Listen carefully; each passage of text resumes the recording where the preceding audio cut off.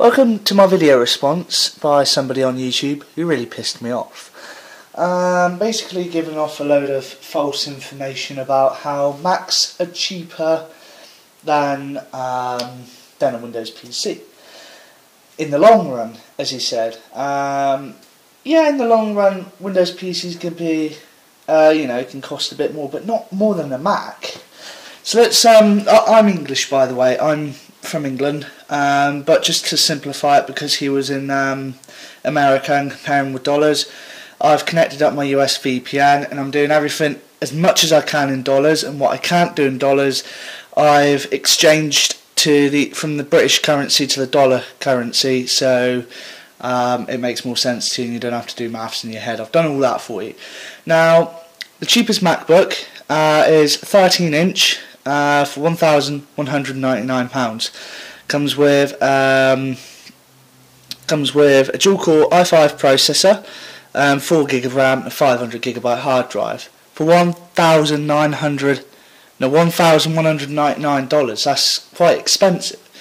Now, for that sort of spec, if you look at a Windows PC or a Windows laptop, for that sort of price, you can get twice the spec of this. You can get a way better PC than this. In fact, you can get a gaming laptop for that price.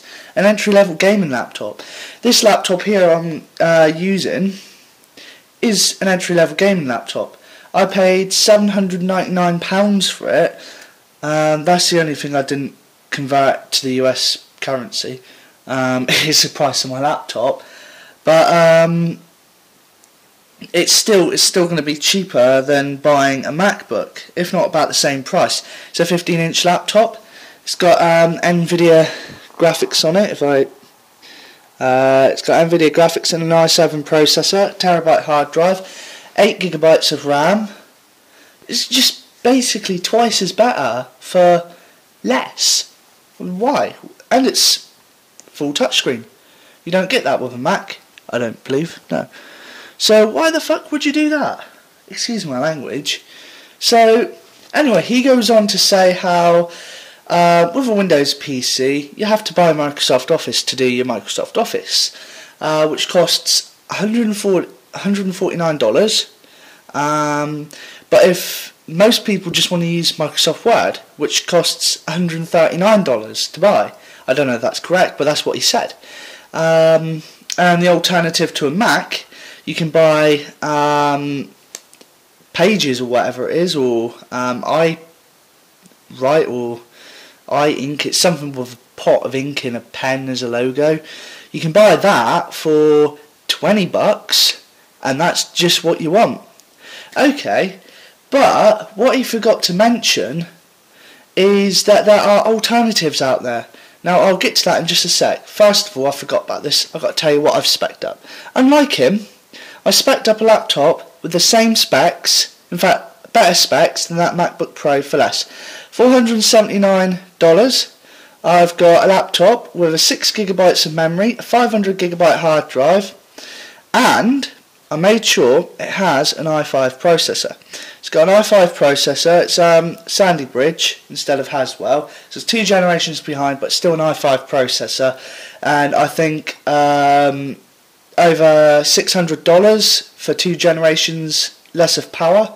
I think you're still getting a bargain, because anyone who's upgraded from Sandy Bridge to Haswell will tell you there's no noticeable difference in performance. Just little things like energy saving technologies. Now, once you buy this, there is a trial of Microsoft Office that come on these laptops, and then yes, it's quite expensive to buy. Simply uninstall it, go to this website here, LibreOffice, which is it's basically taking over OpenOffice for anybody who suggests OpenOffice. This is a new version that's currently got all the latest support. Download LibreOffice, which is completely free. Install it. It's as simple as that. It comes with Writer, Calc, Impress, Base, Math and Draw. Everything you need. And it's free. So, There you go. You don't have to pay for that. Now, he also quoted about an antivirus. He said something along the lines of $50 or $40 for Norton Antivirus, and that when he went to Best Buy to buy his laptop, which was a Sony Vaio, obviously he doesn't know a thing about laptops, because if you do, you wouldn't go for a Sony Vaio because they're shit. He got Kaspersky. Again, I don't rate Kaspersky. Everybody's to their own. There's a lot of people that like it. I don't personally, because the computer shop I work in, I've had to remove Kaspersky several times off of computers where it's thrown a wobbler and decided to corrupt itself. And it's a bitch to remove when it does that. Same with Avast, to be honest. The only one I haven't had issues is Security Essentials. We'll get to that. He said on his Windows laptop, he said that he bought Kaspersky for $40 or whatever it was. Best Buy told him it was the best antivirus going. Well, if you know anything about PCs, you know to do your own research and not listen to what a retailer's going to tell you, because they're going to sell you what they have, regardless of whether it's good or not. Do your research. You'll get a good antivirus for $40, you know. Or you can do what the rest of the world do and get a free one. Now, a lot of people say free antivirus offers less protection, but does it really? No. Drive-by downloads will attack a paid antivirus exactly the same as a free antivirus, and you'll have the same chances of protection, because the free antiviruses get updates like the paid antiviruses do. So the only difference is with the paid one you get extra things like credit card protection and that sort of stuff.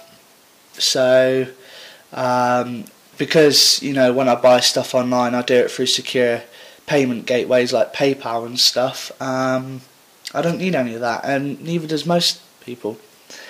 So you can get Avast free, which isn't $40. It's completely free. So why you wouldn't do that, I don't know.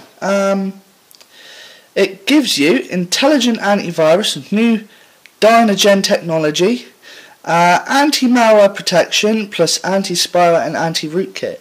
That is all the protection you need right there. And if that ain't good enough and you don't like Avast, there's Microsoft Security Essentials from Microsoft themselves. I use this on my computer. Tells you a little bit of information about it and a simple download button. If you have Windows 8 on your laptop, it has this built in, so you don't have to worry about it. Just remove your current trial of whatever you got. If it's crappy, definitely don't buy it. And then you saved yourself money there. So your Windows PC has already cost you exactly the same as what it was before. You're still at $479 because we haven't had to buy anything. Now, with a Windows PC, you can do something that most Macs can't really do that well, unless you run Windows on them, which defeats the object of buying a Mac. Steam games brings me to games. A lot, you know, some people don't like Steam, some people swear by Steam. I'm just using it as an example. Cheap games, Just Cause 2, brilliant game, $2.99, runs on most laptops. Why not? Why wouldn't you buy it? Huh? You know, if you got a Mac, you can't play it. If you got a Windows PC, you can. And that's only $2.99, and you've got a game, something you can actually play and enjoy, with better graphics than a Mac.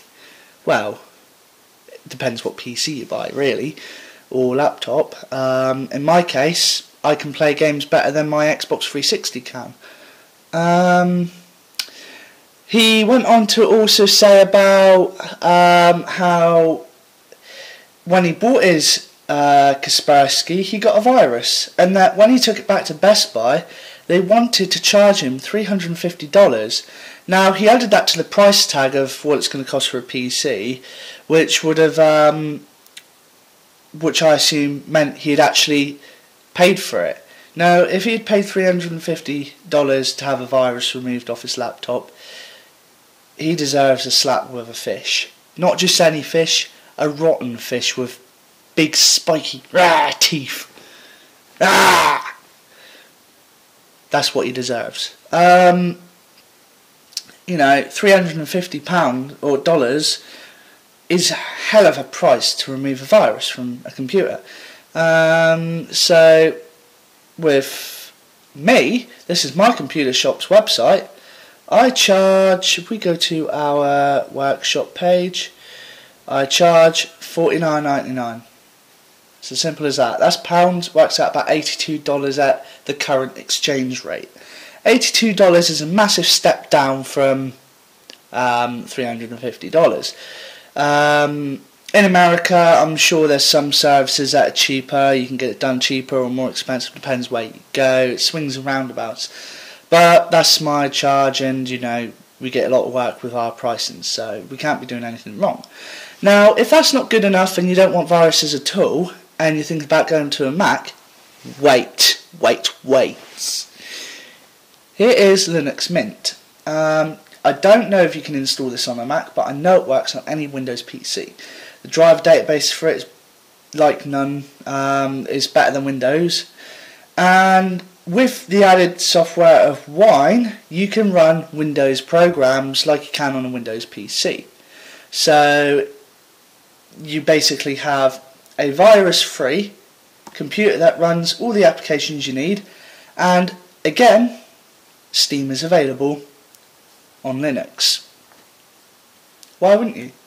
So that is, you know, that's just some of the reasons why you'd go for a Windows PC over a Mac. But if you like to make music, advanced photo editing, that sort of stuff, a Mac is going to be for you. I'm not saying Macs are crap, I'm not saying they're shit, and I'm not saying that don't buy them. They have their place, and what they do in that place is brilliant. For music production and stuff, even though Windows PC can do it, I must admit Macs will do a better job, because that is solely what they're designed for, is that sort of stuff. Video production, all of that sort of stuff you can do on a Windows PC, but you might find it's better on a Mac because of the way Macs work. I don't use a Mac. I edit all my videos on a PC because I can't afford a Mac. It's as simple as that. And you know, I bought this laptop. It's about the same price as a Mac, so I could have afforded a Mac, but I wanted something with a lot of power that could do a lot. So I got this. That is, you know. And I must admit, actually, a friend of mine has an iMac. He has a 27-inch iMac with the quad-core processor in it. I think it's a 3.4 gigahertz one.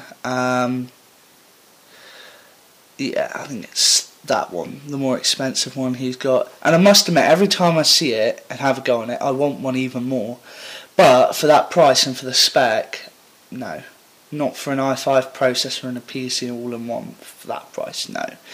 However, if it was say £200 more expensive than the same spec equivalent PC, I would have bought one. No questions asked. Bought one straight away. But because it's a stupid price, I wouldn't have. But as I say, I'm not saying Macs are crap. I'm not saying they're horrible, and I'm not saying I don't buy them, and I'm not saying I'm a huge Windows fan.